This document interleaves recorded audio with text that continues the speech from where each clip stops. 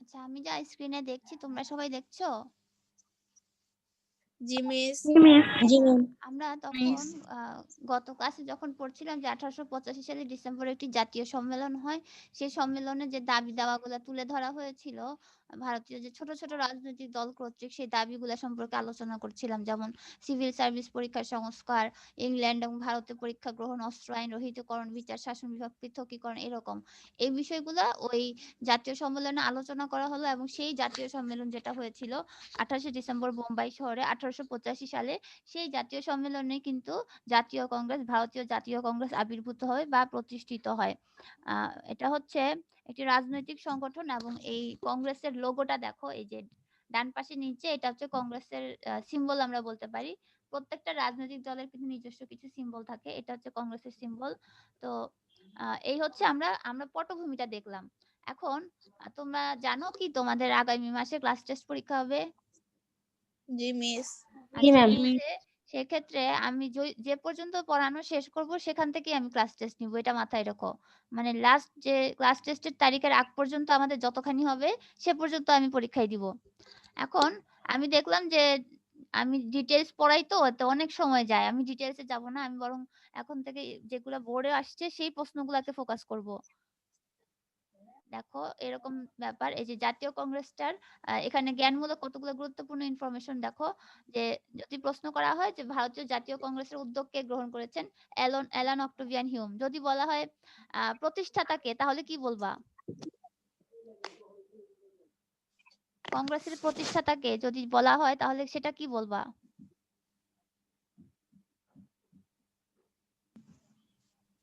Barrister Umeshchandra Bandyopadhyay. আচ্ছা শোনো, এই জিনিসটা হতো কি, সবসময় কনফিউশন হতো। আমরা ভাবতাম, আমরা উমেশচন্দ্র বন্দ্যোপাধ্যায়কে ভাবতাম প্রতিষ্ঠাতা। প্রতিষ্ঠাতা কিন্তু উমেশচন্দ্র বন্দ্যোপাধ্যায় না, তিনি হচ্ছেন প্রথম সভাপতি। প্রতিষ্ঠাতা হচ্ছেন অ্যালান অক্টোভিয়ান হিউম, ঠিক আছে? অ্যালান অক্টোভিয়ান হিউম হচ্ছে প্রতিষ্ঠাতা। সমর্থন দেন হচ্ছেন বড়লাট লর্ড ডাফরিন। স্থান হচ্ছে বোম্বাইয়ের গোকুল দাস তেজপাল সংস্কৃত কলেজের হল ঘরে। তারিখ 25শে ডিসেম্বর 1885।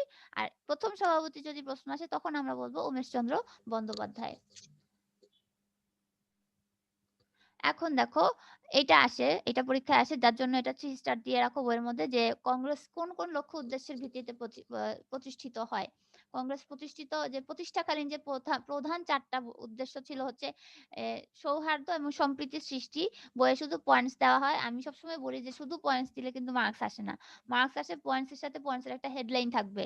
যেমন এখানে পয়েন্টটা হচ্ছে বইয়ে যেমন দেওয়া আছে যে ভারতবর্ষে বিভিন্ন অঞ্চলে বসবাস করা ভারতীয়দের মধ্যে যোগসূত্র স্থাপন করে সৌহার্দ্যপূর্ণ সম্পর্ক স্থাপন। বইয়ে শুধু পয়েন্টটা দেওয়া আছে, কিন্তু তোমরা পয়েন্টের হেডলাইনটাও দিবা। আমি রেড কালার দিয়ে হেডলাইনটা দিয়ে দিয়েছি। তো প্রথমত প্রতিষ্ঠিত হয়েছে যে ভারতের অন্যান্য সম্প্রদায়ের সাথে একটা সম্প্রীতিপূর্ণ সম্পর্ক সৃষ্টি করবে কংগ্রেস। এবং দ্বিতীয়ত হচ্ছে সকল জাতি ধর্ম বর্ণ নির্বিশেষে, ভারতে যেহেতু অনেকগুলা ক্লাস আছে, অনেকগুলা ক্রিড, অনেকগুলা রিলিজিয়ন, অনেক বিচিত্র ধরনের ভারতে মানে জাতিগোষ্ঠী আছে।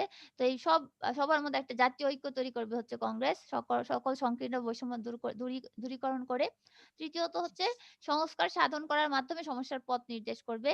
অর্থাৎ কংগ্রেস যে কোনো ধরনের বিপ্লব বা বিদ্রোহের পথ পরিহার করে যে কোনো সমস্যা, সামাজিক বা রাজনৈতিক সমস্যা সমাধানের জন্য তারা সংস্কার সাধনের পথ অনুসরণ করবে। অর্থাৎ একটা পথ হচ্ছে রিভলিউশনারি, যে তুমি বিপ্লব বিদ্রোহ করে আদায় করবা, দাবি আদায় করবা, অথবা তুমি রিফরমেশনের মাধ্যমে দাবি আদায় করবা।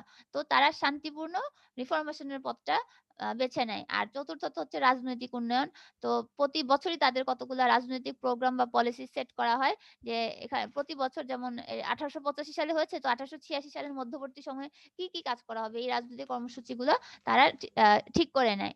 তো এভাবে প্রতি বছরে তারা তাদের যে প্রিন্সিপাল বা পলিসি গুলা সেগুলো ফিক্সড করে নেয়। আর এছাড়া অন্যান্যগুলো আমি দিয়েছি। অন্যান্য আপাতত দরকার নাই। আমি পরের স্লাইডে চলে যাই। ১৮৮৫ সালে ভারতীয় জাতীয় কংগ্রেসের কতগুলা কার্যক্রম ছিল। অর্থাৎ কিভাবে তারা কাজগুলা যে তোমাদের বইয়ে কিন্তু ১১ নম্বর পেজে দেখো কংগ্রেসের বিকাশধারা এবং কার্যক্রম। অনেক লেখা ১৩ পর্যন্ত পেজ পর্যন্ত আছে। এখানে অনেক ডিটেইলস আছে। এখানে হিস্ট্রি তোমরা জানতে পারবা। জানার জন্য পড়বা এবং জ্ঞানমূলকের জন্য পড়বা। আমি এটা পড়াচ্ছি না, এটা স্কিপ করব। আ ১৮৮৫ থেকে ১৯০৫ সাল পর্যন্ত কংগ্রেসের কার্যকলাপের যে প্রধান ভিত্তি, সেখানে ২ টা নীতি ছিল। একটা হচ্ছে সরকারের কার্যকলাপ নীতির সমালোচনা করা। অর্থাৎ সরকার যে কাজগুলো করছে তার মধ্যে যেগুলো ভারতীয় জাতির জন্য স্বার্থ সংশ্লিষ্ট হচ্ছে না বা কল্যাণকামী হচ্ছে না। সেক্ষেত্রে সেই নীতিগুলার সমালোচনা করবে। আর তার বিপরীতে হচ্ছে তারা তাদের সংস্কারের দাবিগুলা উত্থাপন করবে। সেটা শাসনতান্ত্রিক সংস্কার অর্থাৎ সংবিধান প্রণয়ন বা আইন প্রণয়নের মাধ্যমে অথবা অর্থনৈতিক সংস্কারের মাধ্যমে। এটা হচ্ছে কার্যক্রম।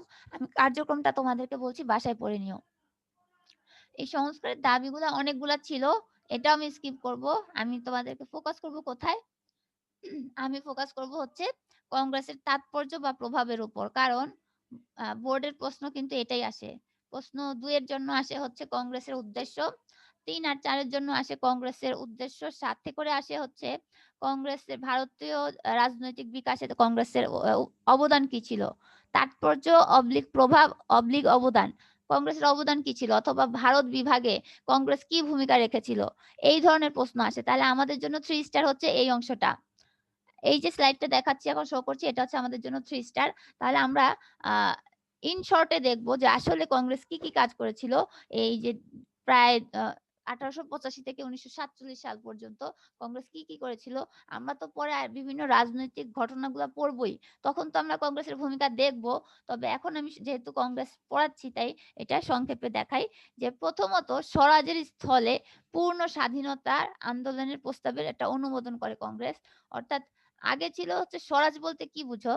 স্বরাজ হচ্ছে অনেকটা স্বায়ত্তশাসনের মতো যে শুধুমাত্র আমরা ব্রিটিশদের অধীনেই থাকবো, কিন্তু আমরা স্বাধীনভাবে থাকবো। ব্রিটিশদের অধীনে তাদের নিয়ম অনুযায়ী স্বাধীনভাবে থাকবো। এটা ছিল স্বরাজ। কিন্তু কংগ্রেসের এই যে কার্যক্রমগুলো পরবর্তীতে অ্যা পরিবর্তিত হয়ে সেটা স্বাধীনতায় রূপ লাভ করে। অর্থাৎ একটা পর্যায়ে আন্দোলনগুলো এরকম হয়ে যায় তখন আর আমরা স্বরাজ চাই না। অর্থাৎ ব্রিটিশদের অধীনে স্বাধীনভাবে থাকতে চাই না। আমরা পুরোপুরি স্বাধীন হতে চাই। অর্থাৎ ব্রিটিশদের আমার প্রয়োজন নাই। এরকম। আন্দোলনটা ট্রান্সফার হয়ে যায় স্বরাজ থেকে স্বাধীনতায়।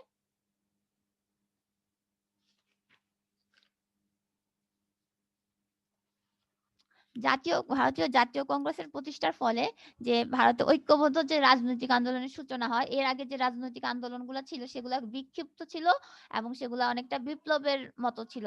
অর্থাৎ সশস্ত্র। তো শান্তিপূর্ণ কোনো আন্দোলন ছিল না। তো কংগ্রেস প্রতিষ্ঠার মাধ্যমে প্রথম প্রধানত শান্তিপূর্ণ আন্দোলন শুরু হয়। কংগ্রেস যে জাতিকে নেতৃত্ব দিচ্ছে এটা জাতি খুব ভালোভাবে অ্যাপ্রিশিয়েট করে। কংগ্রেস জনগণের আশা আকাঙ্ক্ষার প্রতীক হয়ে ওঠে যে আমাদের যে চাওয়া বা চাইবার কিছু আছে এটা ব্রিটিশ প্রতিনিধির কাছে কে পৌঁছে দিবে সেটা কংগ্রেস পৌঁছে দিবে।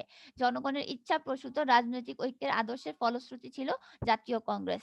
পলাশী যুদ্ধের পর ১০০ বছরের মধ্যে যত অর্থনৈতিক, সামাজিক, সাংস্কৃতিক বিবর্তন হয়েছে বা পরিবর্তন এসেছে, আইন প্রণীত হয়েছে এই সবগুলার ক্ষেত্রে কেন্দ্রীয় ভূমিকায় ছিল কংগ্রেস।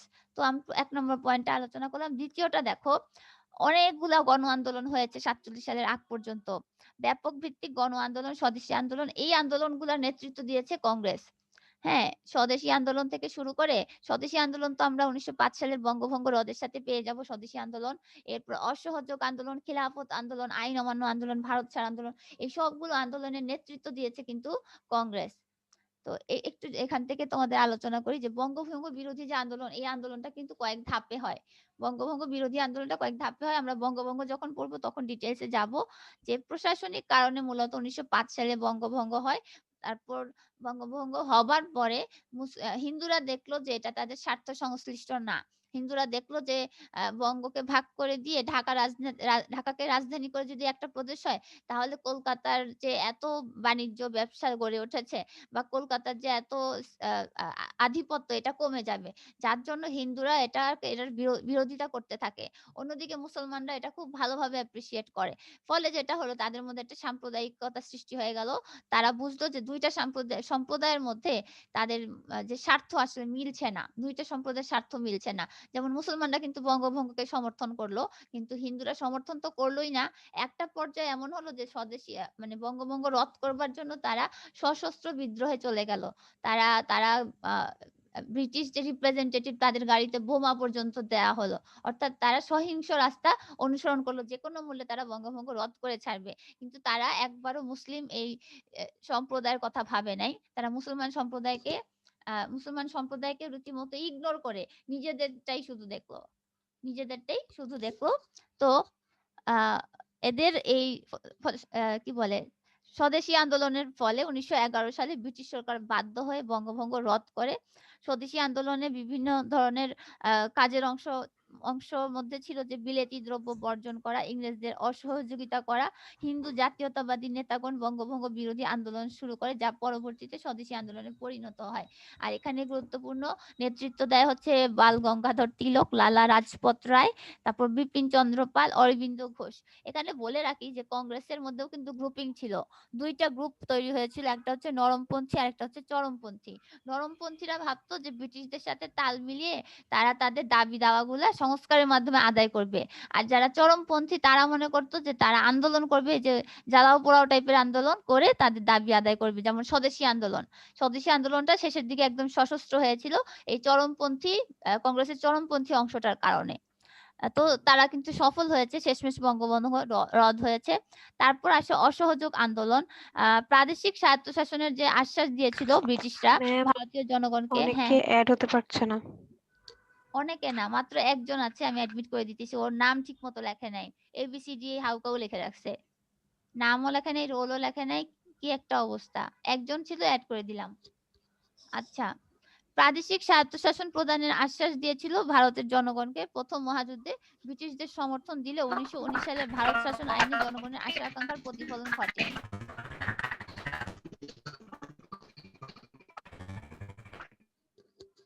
আমি তোমাদেরকে আগের দিনও বলেছিলাম যে যতগুলো আমরা আইন দেখবো ১৯০৯, ১৯১৯, ১৯৩৫ প্রত্যেকটা আইন কিন্তু আগের আইনের ব্যর্থতার কারণে প্রতিষ্ঠিত হয়েছে।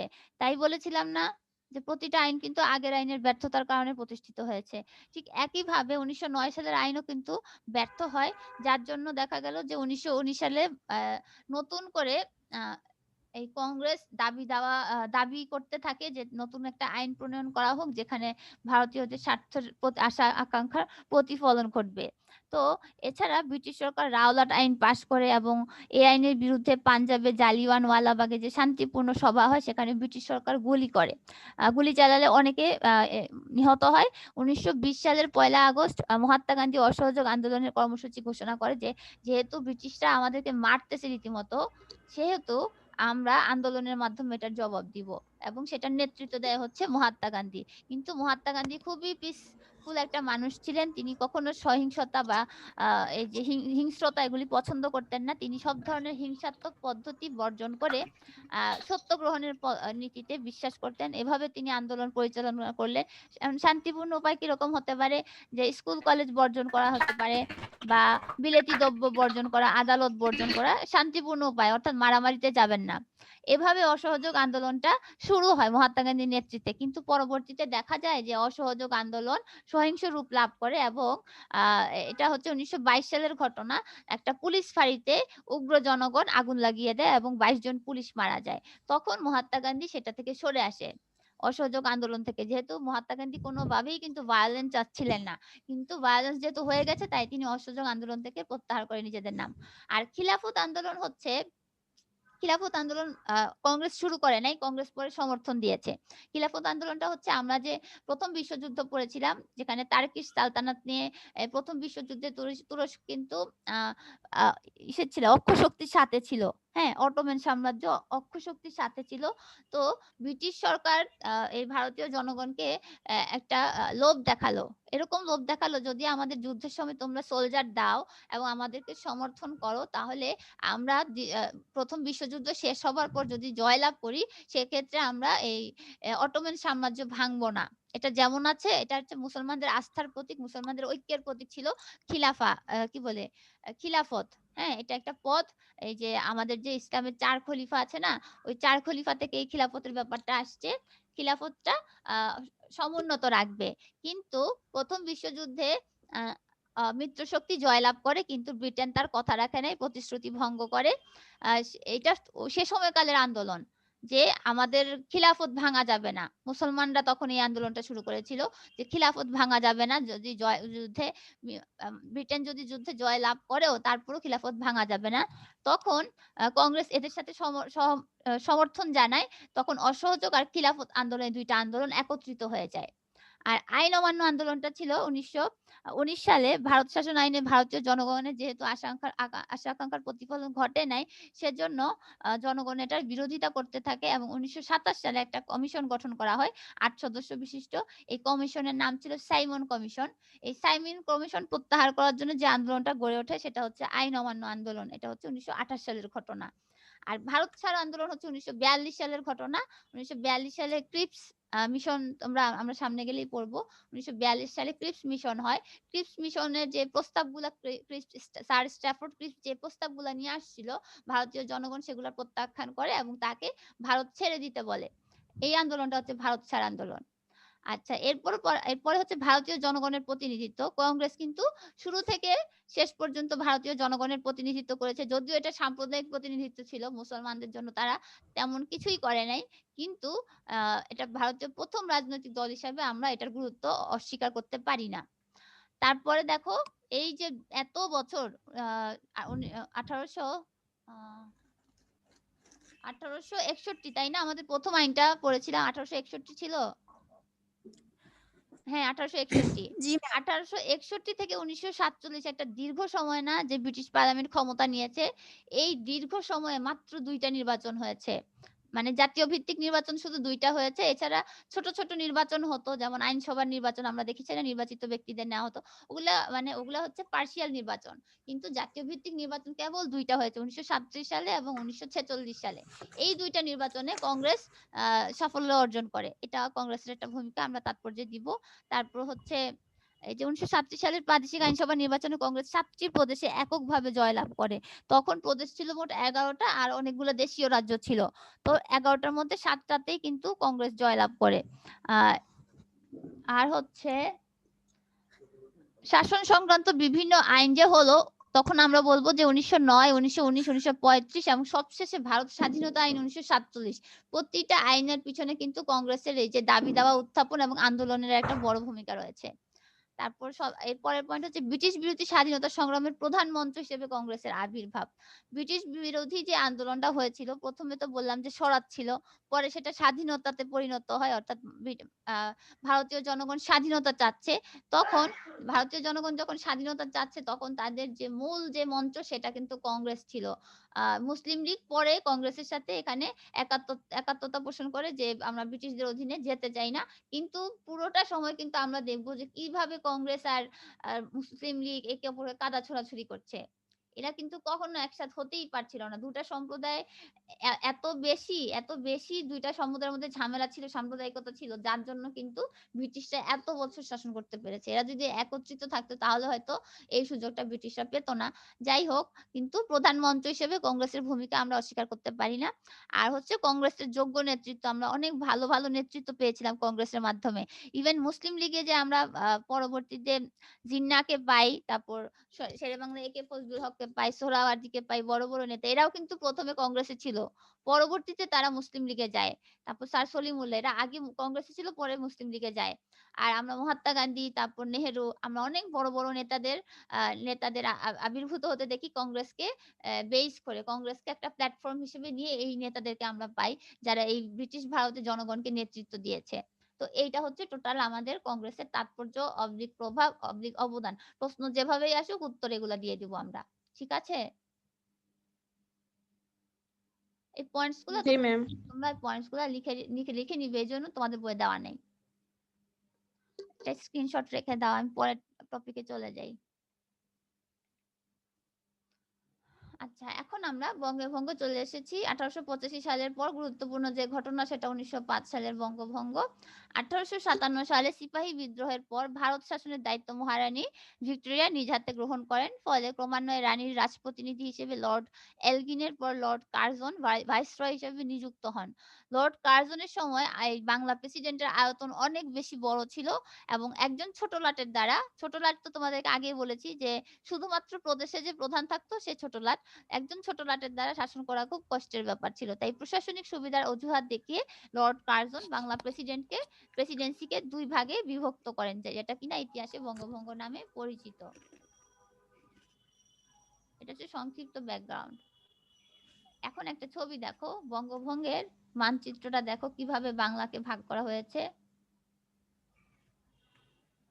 বাংলা প্রেসিডেন্সি এই হচ্ছে বাংলা, হ্যাঁ। আর বাংলার এটা আমরা বর্তমান যে বাংলাদেশের মানচিত্রটা দেখছি এই হচ্ছে বর্তমান বাংলাদেশের মানচিত্র। আর এর পাশে পশ্চিম দিকে এবং উত্তর দিকে আরো কিছু অংশ সবুজ আছে না, এই পুরো গ্রিন অংশটা নিয়ে হচ্ছে বঙ্গভঙ্গ হয়, যেখানে এটা পুরোটা হচ্ছে বাংলা প্রেসিডেন্সি। বুঝতে পারছো, বর্তমান বাংলাদেশ কিন্তু তখনকার বঙ্গপ্রদেশ না, তখনকার বঙ্গপ্রদেশ বর্তমান বাংলাদেশ এবং পশ্চিমবঙ্গ, আসাম আরো অনেকগুলো অংশ নিয়ে তৈরি হয়।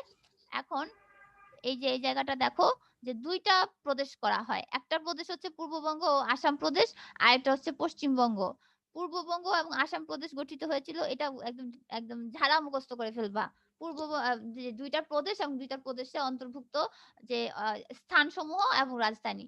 পূর্ববঙ্গ এবং আসাম প্রদেশ হয়েছিল ঢাকা, রাজশাহী, চট্টগ্রাম, আসাম। এই চারটা অঞ্চলকে নিয়ে হচ্ছে পূর্ববঙ্গ আসাম প্রদেশ। এর গভর্নর নিযুক্ত করা হয় স্যার ব্যামফিল্ড ফুলারকে, রাজধানী হচ্ছে ঢাকা। আর পশ্চিমবঙ্গ বা বাংলা প্রদেশ করা হয় পশ্চিম বাংলা, অর্থাৎ বর্তমানে যেটা আমরা কলকাতা জানি, বিহার এবং উড়িষ্যাকে নিয়ে।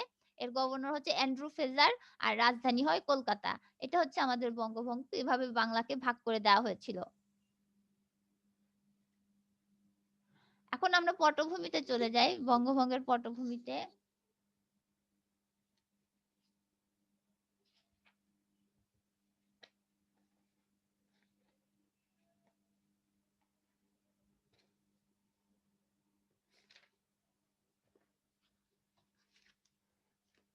আচ্ছা, 1866 সালে উড়িষ্যায় একটা ভয়াবহ দুর্ভিক্ষ হয়েছিল। তো আগে হচ্ছে বঙ্গভঙ্গের আগে যে বাংলা প্রেসিডেন্সির আয়তন তো আমরা দেখলাম যে বাংলা প্রেসিডেন্সি আয়তনে সব থেকে বড় প্রদেশ ছিল, 11টা প্রদেশের মধ্যে সব থেকে বড় ছিল বাংলা প্রেসিডেন্সি। বাংলা, বিহার, ছোট নাগপুর, উড়িষ্যা নিয়ে এই প্রদেশ গঠিত ছিল। এর শাসনভার ছিল একজন ছোট লাটের হাতে, একজন গভর্নর বা ছোট লাটের হাতে। 1866 সালে উড়িষ্যায় একটা ভয়াবহ দুর্ভিক্ষ হয়। এই দুর্ভিক্ষর কারণ অনুসন্ধানের জন্য একটা তদন্ত কমিটি গঠন করা হয়। সেই তদন্ত কমিটি উল্লেখ করে যে এই যে বিশাল আয়তনের বাংলা প্রেসিডেন্সি, এটার প্রশাসনিক অসুবিধা হচ্ছে দুর্ভিক্ষের প্রধান কারণ, যে একজন গভর্নর এটা ভালোভাবে পরিচালনা করতে পারে না, যার জন্য এই দুর্ভিক্ষটা হয়। এরপর 1867 সালে স্যার উইলিয়াম গ্রে একটা অভিযোগ জানায় এবং স্যার জন ক্যাম্পবেল 1872 সালে ঊর্ধ্বতন কর্তৃপক্ষকে একটা অভিযোগ জানায়। এরা দুইজন, এই দুইটা সাল দেখো 1867 এবং 1872, এরা দুইজন অভিযোগ জানায় যে বাংলার মতো বিশাল আয়তন প্রদেশের শাসন পরিচালনা একজন ছোট লাটের পক্ষে সম্ভব না। তাদের অভিযোগের প্রেক্ষিতে শীঘ্রই সিলেট, কাছাড়, গোয়ালপাড়া জেলায় একজন চিফ কমিশনের শাসনাধীনে নিয়ে আসা হয়, কিন্তু তখনও দেখা গেল যে সমস্যার কোনো সমাধান হয়নি। হ্যাঁ, তারপর 1901 সালে চিফ কমিশনার অ্যান্ড্রু ফ্রেজার ভারতীয় বিভিন্ন ভাষাভাষী অঞ্চলের পুনর্গঠনের জন্য একটা পরিকল্পনা বড় লাটের কাছে লর্ড কার্জনের নিকট পেশ করে। লর্ড কার্জন এই প্রস্তাবের একটা যৌক্তিকতা অনুধাবন করেন এবং 1904 সালের ফেব্রুয়ারি মাসে বড়লাট লর্ড কার্জন পূর্ববঙ্গ অঞ্চল পরিদর্শনে আসেন এবং নবাব স্যার সলিমুল্লাহর আতিথেয়তা গ্রহণ করেন। স্যার সলিমুল্লাহ তখন পূর্ববঙ্গ এবং আসামের মুসলমানদের জন্য একটা পৃথক প্রদেশের দাবি জানায়।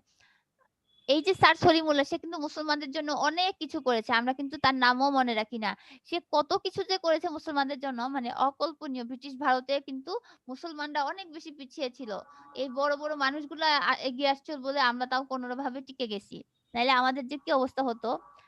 তারপর হচ্ছে লর্ড কার্জন অ্যান্ড্রু ফ্রেজারের পরিকল্পনা ও পূর্ববঙ্গ অঞ্চলের সফরের বাস্তবতা অভিজ্ঞতা যে সেটা উপলব্ধি করেন এবং তিনি বলেন যে সুবৃহৎ বাংলা প্রদেশের প্রশাসনিক সমস্যা দূর করবার জন্য বঙ্গভঙ্গ করে পূর্ব বাংলা এবং আসাম নিয়ে একটা নতুন প্রদেশ গঠন করা হবে।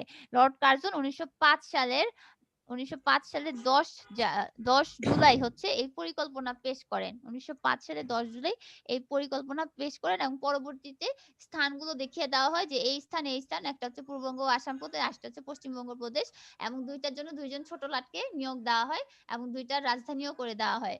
এইভাবে হচ্ছে বঙ্গভঙ্গ করা হয়। কত সালে করা হয়? 1905 সালের 10 জুলাই। এটা হচ্ছে পটভূমি।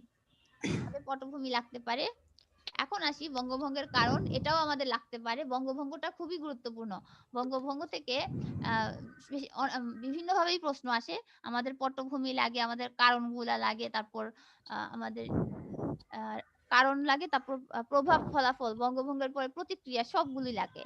প্রশাসনিক কারণটা তো আমরা এইমাত্র দেখলাম যে আয়তনে অনেক বেশি বড় ছিল বাংলা প্রেসিডেন্সি। জনসংখ্যা ছিল 7,75,00,000, আয়তন 2 লক্ষ বর্গমাইল। এই যে বিশাল আয়তন, একজন গভর্নরের পক্ষে শাসন করা পরিচালনা করা সম্ভব ছিল না, জন্য ওটাকে ভাগ করে দেওয়া হয়। যাতে করে 2 ভাগ হলো, 2 জন গভর্নর নিয়োগ দেওয়া হলো। এটা হচ্ছে প্রশাসনিক কারণ, এই কারণে বঙ্গভঙ্গ করা হয়। দ্বিতীয় কারণ হচ্ছে রাজনৈতিক কারণ। রাজনৈতিক কারণ কেমন কিরকম দেখো, যে জাতীয়তাবাদী চেতনাকে ধ্বংস করা। যে 1905 সালের আগে ব্রিটিশরা দেখলো যে এই এলাকায় কংগ্রেস প্রতিষ্ঠিত হয়েছে এবং তারা জাতীয়তাবাদী আন্দোলন চালাচ্ছে, যে তারা ঐক্যবদ্ধ হয়ে কিভাবে স্বাধীনতা লাভ করবে এই ধরনের চেষ্টা চালাচ্ছে। তো এদেরকে আমরা যদি ভেঙে দেই বা বিভক্ত করে দিই তাহলে তাদের শক্তিটা দুর্বল হয়ে যায়। অর্থাৎ সাম্প্রদায়িক একটা দাঙ্গা সৃষ্টি করার উদ্দেশ্যে এই কাজটা করে। একটা সাম্প্রদায়িকতা সৃষ্টি করার জন্য ব্রিটিশরা সুচতুরভাবে এই কাজটা করে, যে বঙ্গভঙ্গ করে দিল এবং এই দুইটা সম্প্রদায়ের মধ্যে ঝামেলা লাগিয়ে দিল।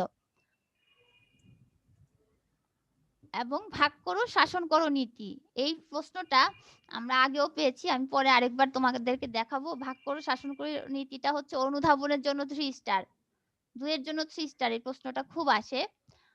হিন্দু মুসলমানদের বিভেদ করে দেয়। ব্রিটিশ শাসক গোষ্ঠী এই যে ডিভাইড অ্যান্ড রুল নামক এই পলিসিতে বিশ্বাস করত এবং এটা অবলম্বন করে তারা কিন্তু বারবার সফল হয়েছিল। যতবার এই কাজ করেছে, যে হিন্দু আর মুসলমান দুটি সম্প্রদায়ের মধ্যে ঝামেলা পাকিয়ে দিছে, ততবার কিন্তু তারা আরাম করে বসেছিল। বঙ্গভঙ্গের মাধ্যমে তারা আবার এই নীতিকে সুকৌশলে ব্যবহার করে। তো এক্ষেত্রে আমরা বলতে পারি যে হিন্দু মুসলমানদের যে সাম্প্রদায়িক বিরোধের বীজ ব্রিটিশরা বপন করে দিয়েছিল, এইটাই মূলত বঙ্গভঙ্গটা করার অন্যতম একটা কারণ। এরপর হচ্ছে তৃতীয়ত মুসলমানদের দাবি। আমি একটু আগে বললাম যে স্যার সলিমুল্লাহর আতিথ্যতা গ্রহণ করে হচ্ছে লর্ড কার্জন এবং স্যার সলিমুল্লাহ মুসলমানদের স্যার সলিমুল্লাহ সবসময় মুসলমানদের ভালো চাইতেন। তিনি দেখেছিলেন যে কলকাতা কেন্দ্রিক যে মানে পুরো উন্নয়নটা হচ্ছে কলকাতা কেন্দ্রিক, মুসলমানদের কোনো উন্নয়ন হচ্ছে না। আবার এই বাংলা প্রদেশে কোনো ভালো বিশ্ববিদ্যালয় নাই, ব্যবসা বাণিজ্যের দিক দিয়েও পিছিয়ে আছে। তো এই উন্নয়নটা যেন 2 ভাগে সমভাবে হয়, এই উদ্দেশ্যে তিনি দাবি করেন লর্ড কার্জনের নিকট যেন বাংলাদেশ মুসলমানদের জন্য একটা আলাদা প্রদেশ করে দেওয়া হয়। তো সেইটা মুসলমানদের দাবিটাও এই বঙ্গভঙ্গ করবার একটা অন্যতম কারণ, তাদের দাবি পূরণ করা হয়। অর্থনৈতিক কারণ হচ্ছে শিল্প বাণিজ্য এগুলার কেন্দ্র ছিল কলকাতা। সে সময় বাংলার অর্থনীতি ছিল কৃষি ভিত্তিক এবং কৃষকের উন্নতির কোনো প্রচেষ্টা থাকতো না। অর্থাৎ পূর্ব বাংলার কৃষকরা একদম না খেয়ে মারা যায়, এরকম একটা অবস্থা।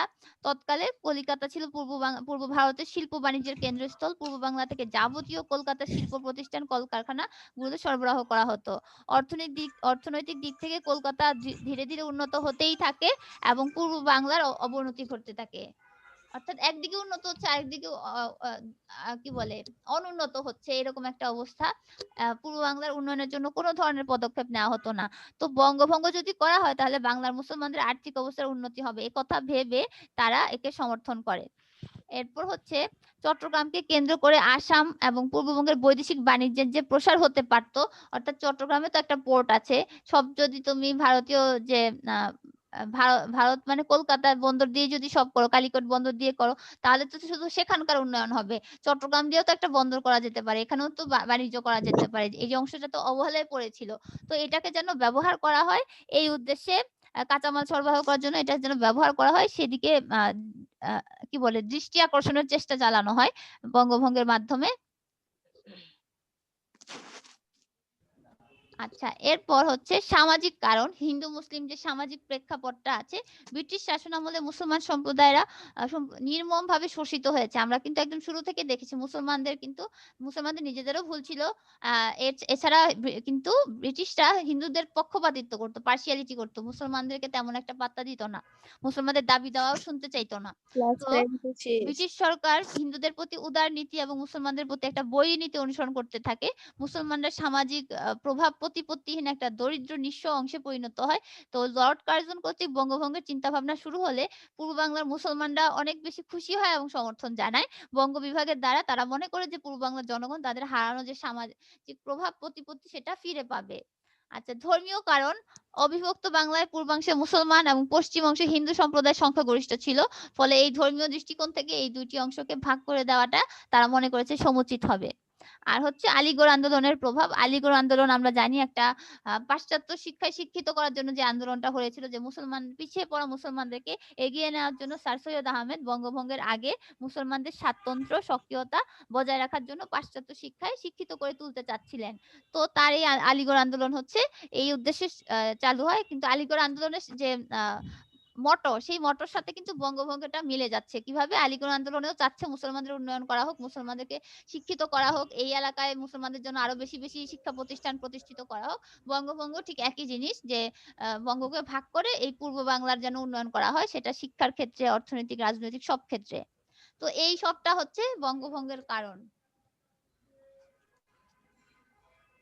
এখন প্রভাব, ফলাফল, প্রতিক্রিয়া যখন আমরা পড়বো, দেখবো যে বঙ্গভঙ্গের পরে প্রতিক্রিয়াটা সম্পূর্ণ ভিন্ন আসে। মুসলমানদের থেকে এক প্রতিক্রিয়া আসে, হিন্দুদের থেকে আরেক প্রতিক্রিয়া আসে।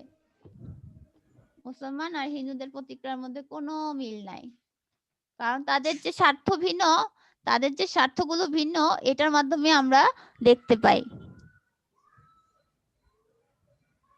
প্রথমটা মুসলমানদের প্রতিক্রিয়া। মুসলমানরা পূর্ববঙ্গ আসামে মুসলমান ছিল সংখ্যাগরিষ্ঠ, এখনো কিন্তু এই অংশে মুসলমান সংখ্যাগরিষ্ঠ। তো তারা শিক্ষা, অর্থনীতি, রাজনীতি, সামাজিক ক্ষেত্রে উন্নয়ন হবে, স্বার্থ সংরক্ষণ হবে, এই আশ্বাস পায় এবং তারা এই জন্য এটাকে খুব ভালোভাবে অ্যাপ্রিসিয়েট করে। তারা চাচ্ছিল এটা হোক, তারা যে কোনো মূল্যে চাচ্ছিল এটা হোক।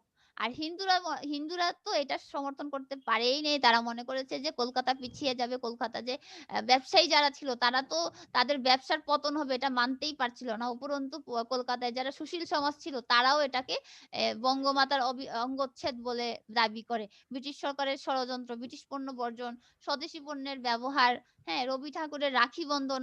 রবি ঠাকুরও কিন্তু বঙ্গভঙ্গের বিরোধিতা করেছিলেন, অর্থাৎ তিনিও কিন্তু সাম্প্রদায়িক ছিলেন, আমরা জানি।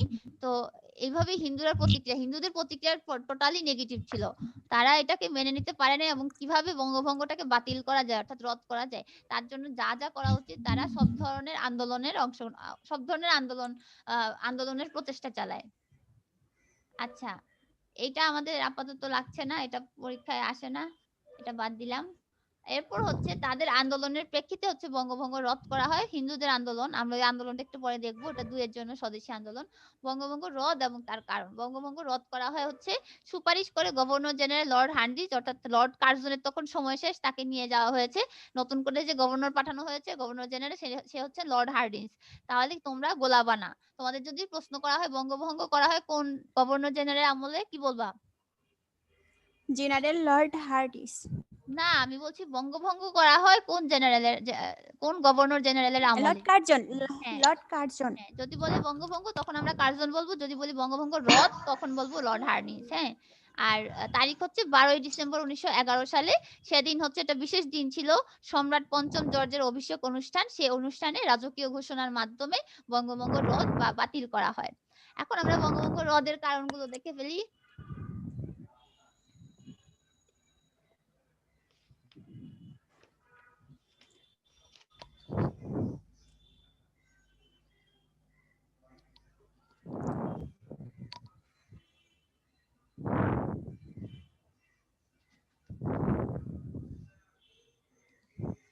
আচ্ছা, আমি 15তে শুরু করেছি। হ্যাঁ, আমি নতুন করে কিন্তু শিডিউল করেছিলাম। 15তে শুরু করলে 40 মিনিট কয়টায় হয় একটু দেখো তো।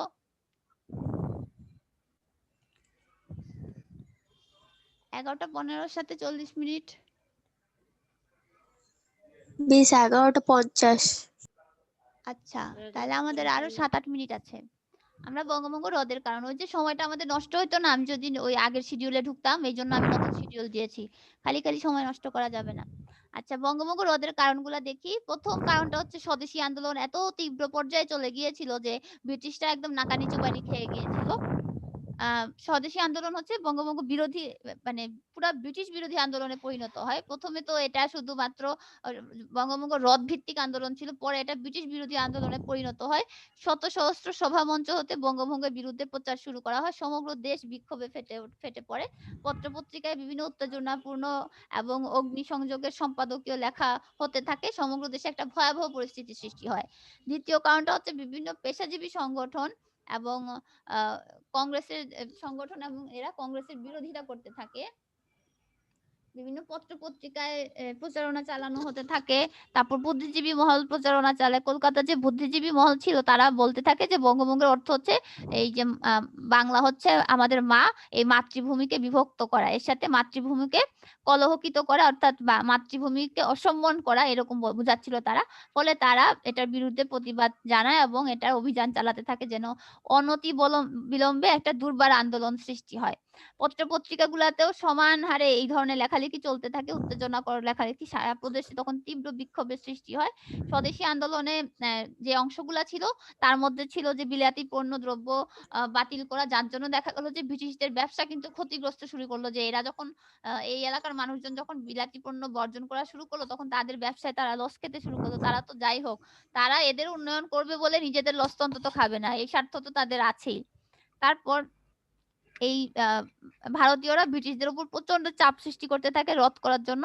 তো ফলে যেটা দেখা গেল যে যে ব্রিটেনের যে কারখানাগুলো সেগুলা রীতিমতো, তারা তো এখান থেকে কাঁচামাল নিত, তারপর পণ্য তৈরি করে আবার ভারতীয় বাজারে বিক্রি করত। যখন ভারতীয় বাজারে সব বর্জন করা শুরু করলো তখন তাদের কারখানাতে লালবাতি জ্বললো। তারপর গুপ্ত হত্যা ছিল ভীতির পরিবেশ সৃষ্টি করা। বঙ্গভঙ্গ বিরোধীরা সারা দেশে বিভিন্ন হত্যাকাণ্ড চালাতে শুরু করে, একটা ভীতির পরিবেশ সৃষ্টি করে। গভর্নর জেনারেল লর্ড মিন্টো এবং বাংলার ছোট লাটকে হত্যা করার চেষ্টাও চালানো হয়।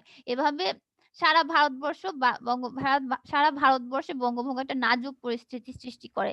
এটা হচ্ছে সন্ত্রাসী কার্যকলাপের মধ্যে। তারপর মুসলমানদের সাংগঠনিক শক্তির দুর্বলতা ছিল। কংগ্রেস একটা শক্তিশালী সংগঠন ছিল, কিন্তু মুসলমানরা যে এটা সমর্থন করবে, বঙ্গভঙ্গ রদটাকে সমর্থন করার জন্য তো আহ আহ, কংগ্রেস যা ইচ্ছা তাই করে বেড়াচ্ছে, কিন্তু বঙ্গভঙ্গ হোক, এই যে মুসলমানদের দাবি, এই দাবিটাকে সমর্থন করার জন্য মুসলমানদের কি তখন কোনো রাজনৈতিক দল ছিল? ছিল না, কোনো রাজনৈতিক দল ছিল না। তাহলে মুসলমানরা কিভাবে এটাকে সমর্থন করবে? কংগ্রেস আমাদের তো ক্লাস টাইম বিরোধিতা করতে পারছে, কিন্তু মুসলমানরা এটা সমর্থন করতে পারছিল না, তাদের কোনো রাজনৈতিক দল ছিল না। বা মুসলমানদের প্রথম রাজনৈতিক দল মুসলিম লীগ কত সালে গঠিত হয় বলো তো একজন? 1906 সালে। দেখেছো, তার মানে এখনো তৈরি হয় নাই, যার জন্য মুসলমানদের দাবিটা এতটা জোরালো হতে পারছিল না, যে দাবিটা যে তুলবে কিভাবে তুলবে। এই ছবিটা দেখো, এই ছবিটাতে এই ভদ্রলোক দেখো, এই হচ্ছে স্যার সলিমুল্লাহ, দেখেছো? জি মিস। আচ্ছা, তার উদ্যোগে পরবর্তীতে মুসলিম লীগ হয়। যাই হোক, এই ঘটনাগুলো হচ্ছে বঙ্গভঙ্গ রদের কারণ। এই আমাদের এই পয়েন্টসগুলো আমরা মাথায় রাখবো। আরো পয়েন্টস ম্যাম, আমি প্রোভাইড করতে পারবো। হ্যাঁ বলো। বঙ্গভঙ্গ কত তারিখে হয়েছিল? আমি তো তখন বলছিলাম, কিন্তু এখন আমি ভুলে গিয়েছি, একটু ওয়েট করো। 1905 সালের 6 জুলাই বলেছেন, কিন্তু আমরা তো পড়েছি 1905 সালের 16 অক্টোবর। একটু দাঁড়াও, দেখি আমাদের বই কি দিছে।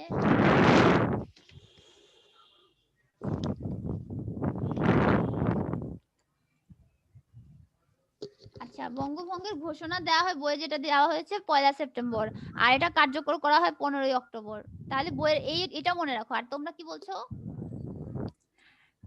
1905 সালের 16 অক্টোবর বলেছে। 16 অক্টোবর না 15 অক্টোবর, তো বইতে 15 অক্টোবর দেওয়া আছে। 15 আচ্ছা মিস। অক্টোবর হচ্ছে কার্যকর হবে, আর ঘোষণা যদি বলে তাহলে 1 সেপ্টেম্বর, ঠিক আছে? জি মিস। এরপর কি আছে দেখি। মুসলমানদের প্রতিক্রিয়া এবং হিন্দুদের প্রতিক্রিয়া, আমরা তো এখন জানি এখন পুরো উল্টাটা হবে। এতদিন মুসলমানরা খুশি ছিল, হিন্দুরা দুঃখী ছিল, এখন উল্টা। এখন মুসলমানরা মানে এত কষ্ট পাবে দুঃখিত, এবং হিন্দুরা খুশিতে একদম খুশি আনন্দ, হবে। হ্যাঁ আনন্দে একদম উৎসাহিত, মানে আনন্দে যা যা করার কথা সবই করবে। এবং মুসলমানদের প্রতিক্রিয়াটা দেখো, এটার পরে মুসলমানরা এত বেশি হতাশ হয়েছিল যে মুসলমানরা ভাবছিল, তখন থেকেই কিন্তু 1905 থেকেই কিন্তু অনেক ধরনের পরিবর্তন আসতে শুরু করেছিল। ঢাকাকে কেন্দ্র করে উন্নয়ন হতে শুরু করেছিল বঙ্গভঙ্গ সাধিত হবার পর। ব্রিটিশ সরকার অত্যন্ত জোরে সোরে প্রচার করে যে বঙ্গভঙ্গ একটা